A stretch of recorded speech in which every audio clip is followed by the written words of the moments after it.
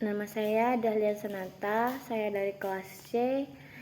NIM saya 25.11034636. Di sini saya mengambil tema 1, Sangkar Besi Digital dan Krisis Aksiologis Birokrasi. Pada kesempatan ini, saya akan mempresentasikan analisis filsafat administrasi publik dengan tema sangkar besi digital dan krisis aksiologis birokrasi. Studi kasus yang saya pilih adalah kebijakan pemerintah daerah yang menggunakan aplikasi berbasis AI untuk mencabut izin usaha UMKM secara otomatis jika selama 3 bulan tidak mengunggah laporan pajak. Masalah muncul ketika ratusan UMKM di wilayah pesisir protes karena mereka tidak bisa mengakses internet akibat badai. Namun, kepala dinas tetap menolak mengembalikan izin dengan alasan sistem tidak bisa salah dan harus patuh pada SOP digital. Dari kasus ini, saya akan menganalisis menggunakan perspektif epistemologi, etika administrasi, dan teori organisasi. Di sini saya akan menjelaskan dekonstruksi epistemologis. Epistemologis adalah cabang filsafat yang membahas bagaimana pengetahuan diperoleh, bagaimana kebenaran diuji, dan apa dasar pengambilan keputusan dalam administrasi publik. Epistemologi penting karena setiap kebijakan lahir dari cara pemerintah memahami realitas masyarakat. Adalah cara berpikir yang menilai kebenaran berdasarkan data yang terukur. Angka, statistik, dan prosedur teknis sistem hanya membaca bahwa selama 3 bulan tidak ada laporan pajak. Dari data itu, mesin menyimpulkan bahwa pelaku usaha melanggar aturan. Secara teknis, sistem tampak efisien, tetapi secara filosofis, pendekatan ini bermasalah. Data administratif tidak selalu sama dengan kenyataan sosial. Mesin hanya membaca kolom kosong, tetapi tidak mengetahui bahwa masyarakat pesisir sedang mengalami gangguan internet akibat badai. Artinya, tidak adanya laporan bukan berarti kesalahan warga. Disinilah terjadi benturan antara positivisme dengan nilai sosial. Pemerintah terlalu percaya pada data digital, tetapi gagal memahami konteks kehidupan masyarakat. Kebijakan akhirnya kehilangan empati dan rasa keadilan. Selain itu, kepala dinas mengatakan bahwa sistem tidak bisa salah. Menurut saya, pernyataan ini keliru. Teknologi dibuat manusia sehingga sistem pasti memiliki keterbatasan. AI hanya menjalankan logika yang dimasukkan ke dalam program. Jika aturan dasarnya salah atau tidak lengkap, maka hasil keputusan juga dapat salah.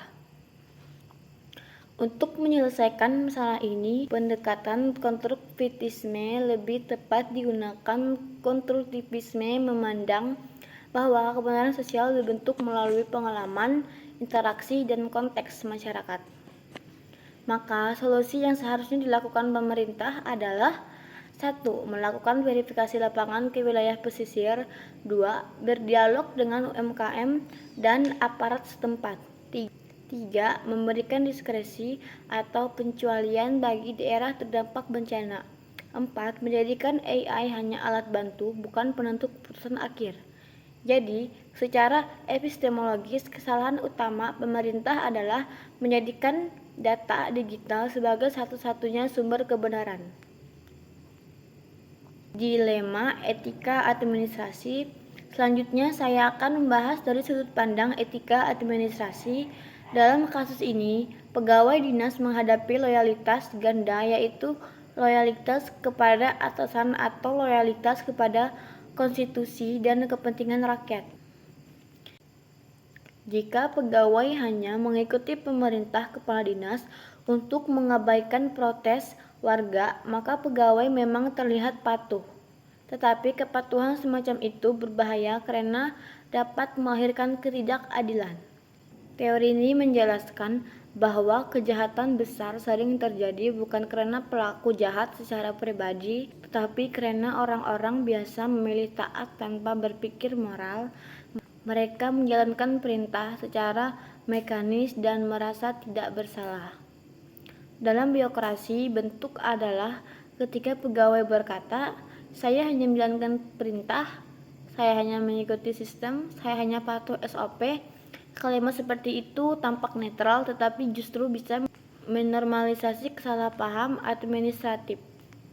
Jika saya berada pada posisi staf atau analisis kebijakan di dinas tersebut, langkah diskresi yang akan saya ambil adalah 1. Menyampaikan laporan objektif kepada atasan bahwa pencabutan izin terjadi karena keadaan kahar atau bencana alam.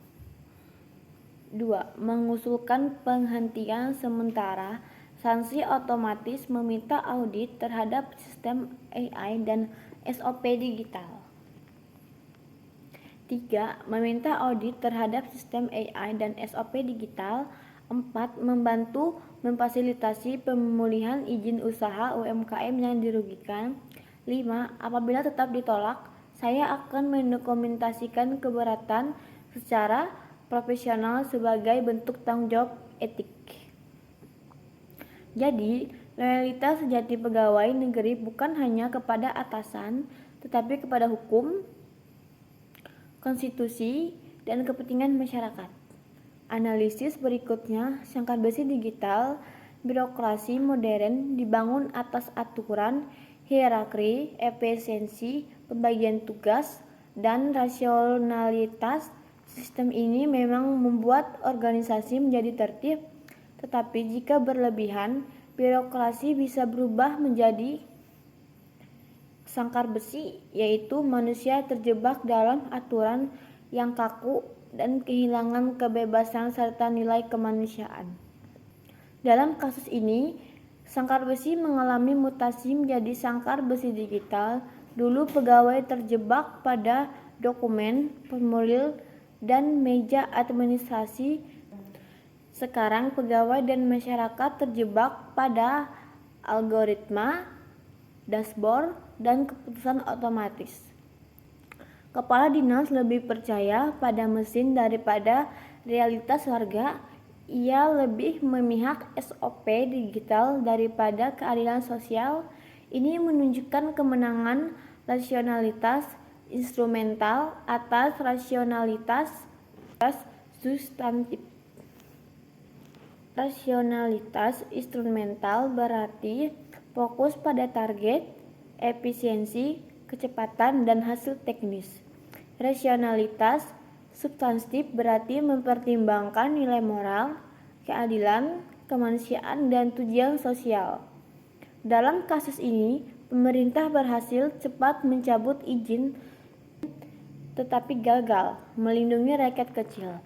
Artinya, birokrasi menang secara prosedur tetapi kalah secara moral. Dalam kasus ini, pemerintah berhasil cepat mencabut izin tetapi gagal melindungi rakyat kecil. Artinya, birokrasi menang secara prosedur tetapi kalah secara moral.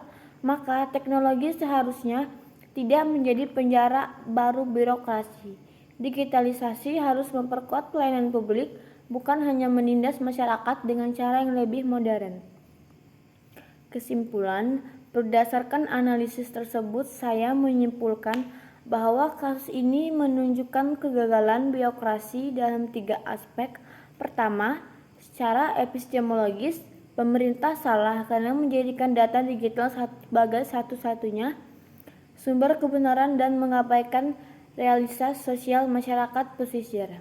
Kedua, secara etis, pegawai menghadapi loyalitas ganda, kepatuhan buta terhadap atasan berpotensi menormalisasikan ketidakadilan birokrasi. Ketiga, secara organisasi, birokrasi telah merubah sangkar besi tradisional menjadi sangkar besi digital di mana teknologi dan algoritma lebih dominan daripada nilai kemanusiaan. Oleh karena itu, modernisasi birokrasi tidak cukup hanya dengan AI dan aplikasi digital. Birokrasi yang baik adalah birokrasi yang tetap menempatkan manusia, keadilan, dan kepentingan publik sebagai tujuan utama.